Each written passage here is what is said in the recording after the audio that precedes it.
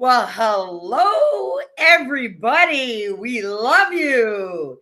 And we are back for episode 46 of Alpha E-Mind Masteries United Earth Angels series podcast. But boy, do we have a special series for you with a special guest. You guys want to meet our special guest? Who is our special guest for the next 10 weeks? Jacques Skutecki. Here, I'll let you know. My name is Jacques Skutecki, and I'm a business innovation strategist. My team and I increase revenue and profits through a high converting system that generates more prospects online, referral, and clients. I got started in the pharmaceutical industry. I had several positions from sales to marketing manager and then sales director. After that, I started my import-export business from Canada to the United States, starting my entrepreneur path. What I love most about what I do is connecting with business owners and seeing them grow using the strategies we develop together to nurture and shorten their sales cycle. Whenever I'm not working, I hit the gym, hike, and experiment cooking Mediterranean-style foods with a touch of low carb. The best way to reach me is by visiting my personal website, jacqueskutecki360.com. You know what? Without further ado, I want to bring him up to introduce him to all of you. Why? Because he's not only the best-selling author of The Drive to Success, but he's here to empower you all. So without further ado, you know who I am, Tobi Staples. You know who Andi Jo is. Andi Jo, do you want to say hi to everybody while I bring him up? Why, sure. Hello. I'm Andi Jo.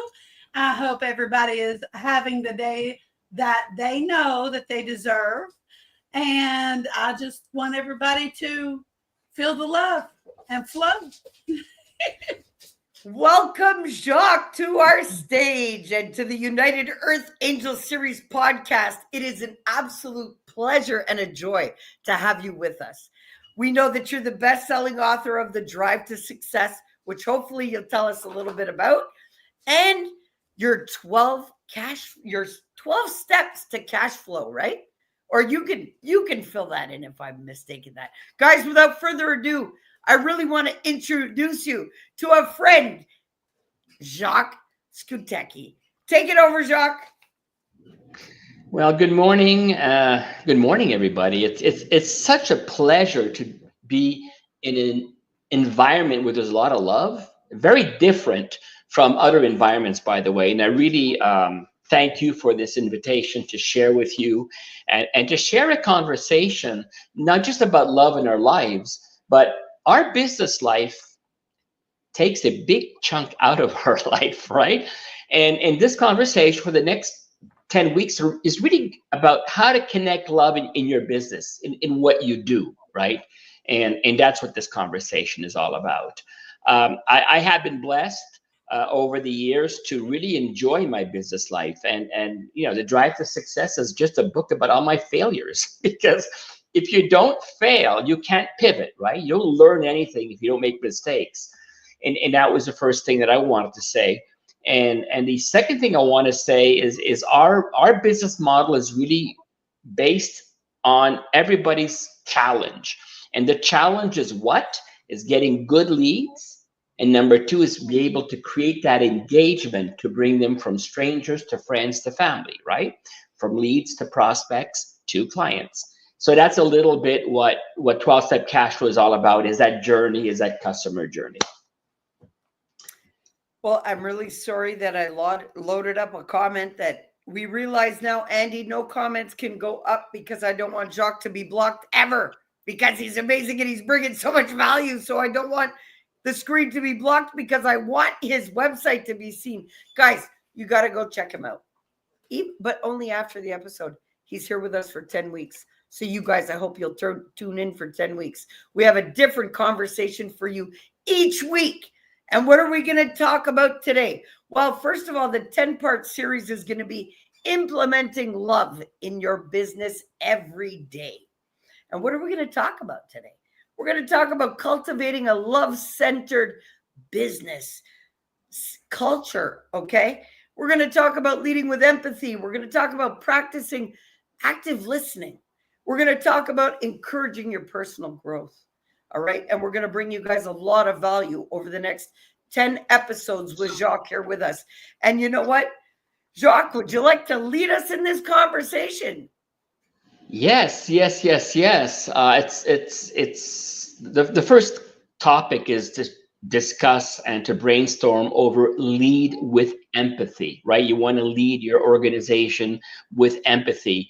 And that's about understanding other people's emotions, but also how other people think, right? Because you can have empathy, but it's got to be both ways. And one way to express that empathy really is by active listening.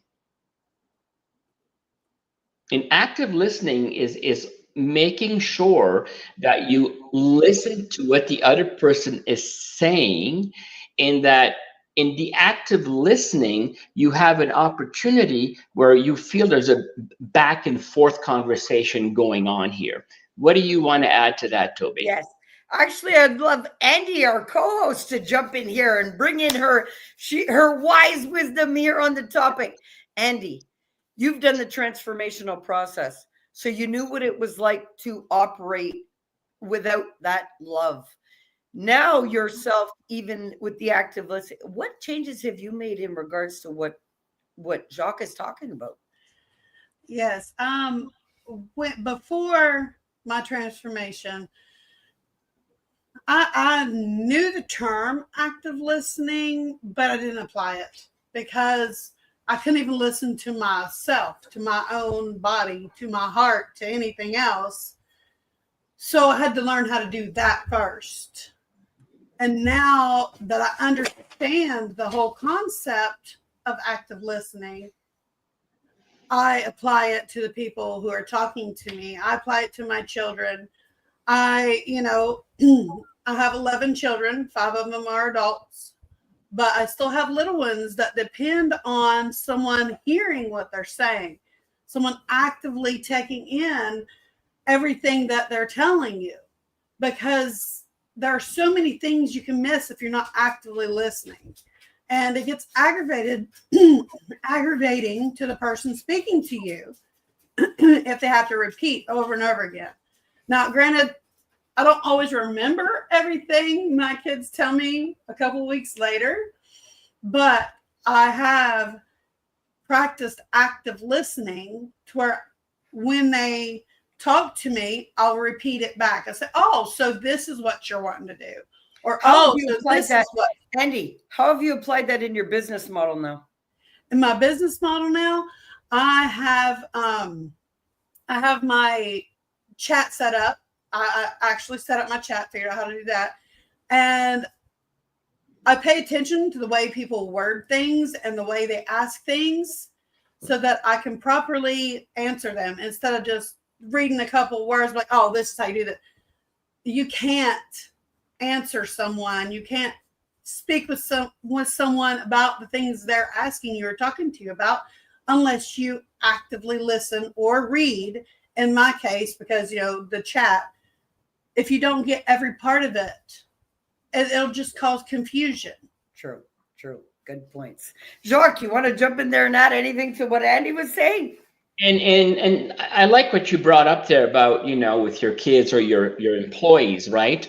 But what's really important is that you have to set the context, right? You can say, okay, now this is what's going to happen every Friday night at 7:00 or every Tuesday during lunch, right? So when you set the space, when you set the context of that conversation, it becomes a lot more productive. And there's always two things, right? One is the affection, the emotion that they have, that they're trying to communicate with you. But the other thing, which is a little bit more challenging, and that's just between us three here, is how they think, right? And sometimes you want to implement active listening, and there's like, what are they like? Oh my God. And they're coming from a perspective like they're from another planet sometimes, right? So we have to, especially with people that are younger than us. So we always have to make sure that we are aligned to make sure that we don't make any judgment when people are communicating with us, to make sure that we continue that active listening format. Yes, very much so. I love what you guys are saying, and I love this interactivity of this episode, and I love the wisdom shared. Me, when it comes to empathy and the way I do things, is empathy is really understanding the feelings and the needs of another. And if you don't have empathy for another, you're not going to actively listen to what they need anyway. And that is all about providing service. But a lot of people are in it for the profits and not the people. When you're doing love-centered and integrating love into your business, it's very, very important that you base it on the needs of the people and you hear the people. It is not the needs of your pocket. Do your business model according to, yes, you're abundant, but you want people to walk away being that breath of fresh air for them, being that solution that they always needed or wanted, and would love to come back and see you all the time, exchange energies with you all the time, because they feel seen, heard, loved, and taken care of. And you can't do any of that in your business if you're just focused on profits and crunch, crunch, crunch, crunch. You got to implement the love in there, because that's where you build your customer base, your trust, and they come back to you on their own. You know, that's the best way to keep a customer and keep people happy in business, is to feel their needs, feel them as a human being, not a dollar sign. So that's a huge part of empathy, which assists somebody to actively listen. And that assists growth for all, like big time, because it assists your customer base to grow, because word of mouth is going to be, hey, that one is authentic, loving, no bullshit involved, comes straight, take care of my needs, goes above and beyond no matter what. It's all about the people for that one, not the profits. And that's when you see the profits climb just as much as your customer base. So that's what I have to add to this one. I'll pass the ball here. Either of you, whoever would you like to jump in, please. I would add to that, like before we go to the second point of practice active listening, I would say that it's really important that when we lead with empathy, right? When we lead with empathy, and the other party really needs to feel that we're listening, right? And that can be by giving feedback, repeating what their concern is, right? Or how they think about something. And when we give that feedback, we're not making a judgment. We're just repeating what they said. Oh, so your issue is that, or your concern is that. So your idea is this. So when you do some type of feedback, it's a lot more powerful. So they feel that you really have listened to them. Yeah, clarifying questions back to them that really makes them feel heard and seen. You're right. Yeah. Andi, do you want to jump in there and mention something? Well, I was just going to say that I totally agree, because that's with every aspect. You care about your customers. You care about your employees if you have employees. You care about your family. That goes for any aspect of your life, the people around you. You want to make sure that they know that you care by listening actively to what they're telling you. Not just, I used to do that a lot. Whether physically or in my brain, yeah, whatever. But you have, if you want repeat customers, you have to listen. Yeah, you have to.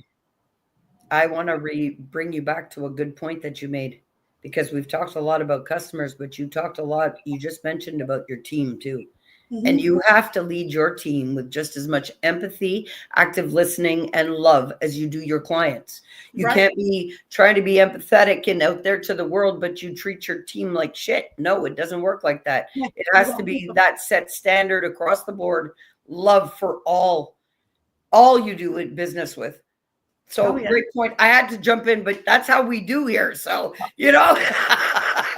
And you're 100% right. And then when you come to the second point about active listening, you listen without making judgment, right? That is so important. And when I mentioned earlier that it's important that you set a time where you're meeting, right? You're having a conversation, whether it's in front of the TV with your family or with a client that you're calling and having a conversation with. But what's really, really, really crucial is we have to make sure that there's nothing interfering, right? There's no kids yelling in the back. There's no TV open, or there's no cell phone that's ringing. So when we create that space and both parties are agree that, oh, we're going to meet at 9, but make sure that we have 20 minutes of quality time together, it elevates whatever's going to happen. It elevates the quality of that communication. Just like we're going to have 10 conversations of quality communication for everybody over the next 10 weeks. So you guys want to tune in, because for the next 10 weeks, Jacques is going to be joining us. Yes, every Monday at 1 p.m. Eastern Standard Time, flooding love to you all. He is not only a best-selling author, he's a business innovation strategist. So you guys want to come and hear everything that he's got to share with us all, because hey, we all have expertise and we're all flowing love out to you all. So make sure you join us for the next 10 episodes of this series. Hey, just had to add that in. And while I'm saying that, guys, make sure you sign up for all my summit links, because I'll be asking for the lists. Make sure my people are actively listening, Oh, yeah. Oh, they are. I'm sure they are. They have no choice. There's too much positive energy. Oh, yeah. Nice. Well, you know what? I guess, we've got about 12 minutes left, so we'll move on to the next topic so we can touch all bases with you all today. Andy, do you want to lead with the last part of it? And you and Jacques can bounce off of each other for a couple of minutes before we close up and wrap up the episode with a global view? Sure. Encouraging personal growth. Right. Yeah. Or hold on. We pretty much covered active listening, Jacques. Well, active listening, the only thing I was going to add to that very quickly is one, to make sure that when people are communicating with you, that you bounce back ideas, right? That you bounce back, oh, I like that. You give positive reinforcement, number one. And number two is body language. Yeah. Right? And if you're talking with somebody and you say, yeah, okay, that's not good. So that's all I want to add.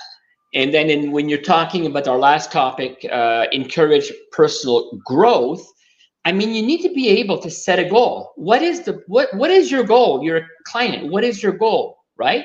Your child, your spouse, what is the goal of this conversation? While we're having this conversation, what do we want to achieve? And it's very, very important that we set that goal. And then once the goal is set, then we talk about an action plan, how to put in place something, a strategic action plan to make that happen. Andy? Yeah. You have to have an action plan with anything in life. You have to have goals, because without goals, you're not going to, if you can't visualize a goal, you don't know what steps to take. You have to have that goal. And you say, okay, so I got to do this. And then I got to do this. And then I have to do this. I'm a list maker. I like making lists. I like putting things in order on paper as it pops in my brain. Sometimes the list is jumbled because it'll pop in my brain and I'll write it down. And then when I'm finished, like I've gotten to the goal on my paper, I'll go back and rewrite it in order, because my brain just throws out stuff at me all the time. It's never in order. So when I write it down, then I can put it in order. So I'm just like, okay, you did this. You have to have steps to your goal. I mean, if you don't have steps and you don't have a goal, what are you doing? You know that you're right, because if you don't have a goal, you don't know, you have no idea what direction you want to go, right? Because you're having conversation because there's something bothering you in your life, right? You're not 100% happy. But what I noticed, I always remember my mom when I was young, right? She would say, "Oh, tell me what happened. Don't lie. Tell me what happened, and I'm okay with that." And how I've used that in my business right now with my team, I tell my team, you can screw up. I don't care. Tell me when you screw up, and let's make sure you understand why you screw up, because if you cover up, it's going to happen again. So tell me, let's figure out why you screwed up, why something went wrong, why we got this problem, why we made this mistake, and let's look at that together. So smart people will not repeat that mistake. Stupid people will, because they're not thinking about it. And that's the culture. When you talk about a love-centered business culture, that's what it is. It's working with a team, whether it's your employees, whether it's your family, to make sure that, hey, we're human. We need to make mistakes to be able to grow. Yes, I 100%. completely agree. Yeah, absolutely. If we never made one mistake from the time we're born into the time we pass, we wouldn't have learned a thing. I mean, if you try anything new, you're gonna make mistakes. If you just sit stagnant your whole life, no, you're not gonna make any mistakes because you didn't try to do anything. You got that right. And again, they're like smart people that succeed. They continuously are questioning what they're doing, and they are accountable. They have humility. Humility. Oh my God, I screwed up, right? And I'm accountable that, oh, this went wrong.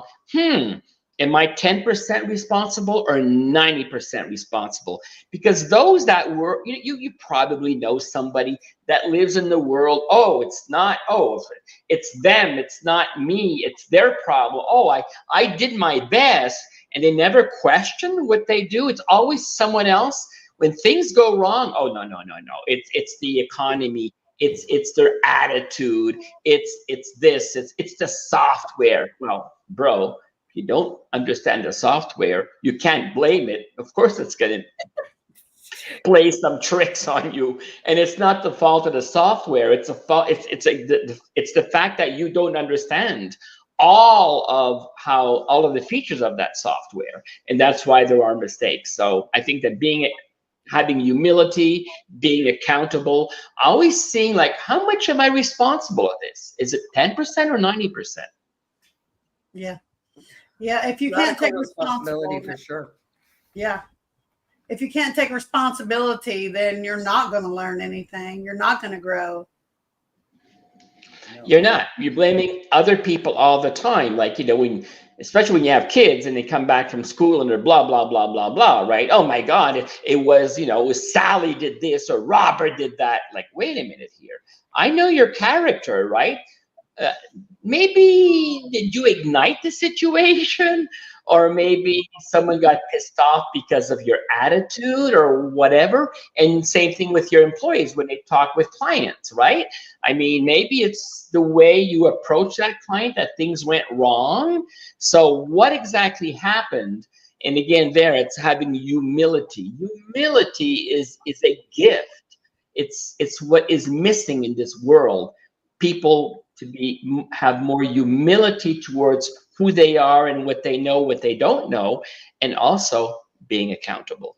Yes, very much so. And I'm going to jump in here because we have a couple of minutes left, and I'm going to say 110%. Everything here, I just love the conversation today, and I'm grateful for it. Can't wait for the 9 episodes to come, guys. I really hope you're going to join us each week. Lots of value here for you all. We're going to touch different topics as we go and progress.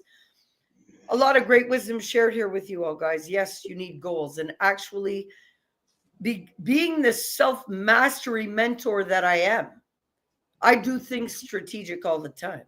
And I have a guaranteed system that lead people back to that highest potential. And when you're infusing love into your business, you're not just worried about professional performance. you're worried, you don't even worry. You flood love and nurture a holistic performance of everything you touch, whether it's your team, whether it's your clients, whether it's even the people that market for you. It doesn't matter who it is. You flood love to everybody. Infuse love, even if you must be the example of it. You have to see and know that the world is transitioning. There's a lot of people that have biological effects of trauma, fear. They're stuck in doubt, shame, blame. They're guilting themselves, everybody else. Look, in this time of change, it's very important. Whether you're doing business or in your personal life, any connection you have, you're infusing love into it. And this is why I'm so grateful for this 10-part series of implementing love into your business every day, because my business is based on love. And I teach others how to love themselves back to life. I went from total ruins myself to loving myself back to life, to loving and creating my business on the foundation of love. Well, it has also given me loving results. And I love it so much that I expand and nurture my own growth, literally, to make sure that I can nurture all of those that are dealing with me. So it also starts with us too. I encourage you all, be loving in everything that you think, say, and do. Feel that love over worry.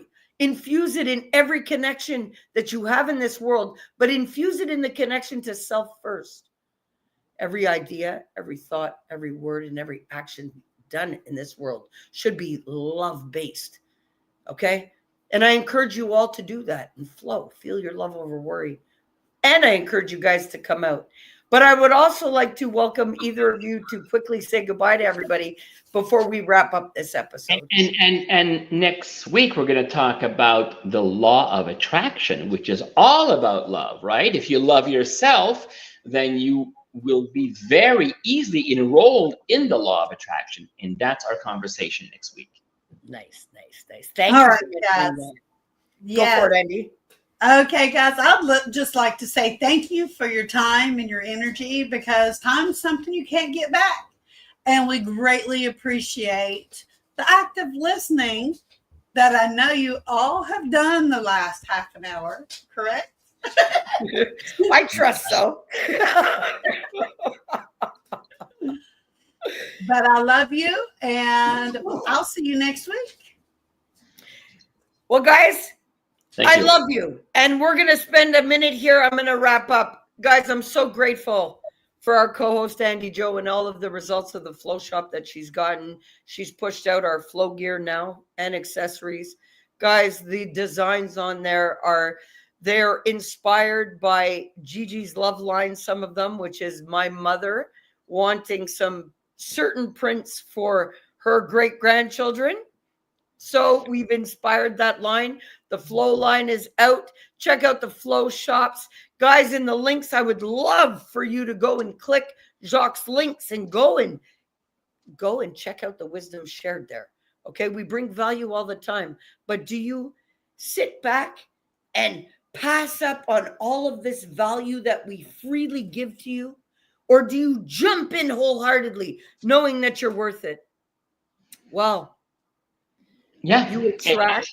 And you're all invited to come to my link, click contact. Let's do a beat your competition strategy call, how you could implement love in that when you're looking at your competition and looking at future clients. We can have a conversation about that. We're running over. Yeah, we're running over time. So we're going to wrap it up. Guys, make sure you click all the links, summits, Jacques links, everything. We love you. Hit the F.L.O.W shop. See you next week. We love you. Bye.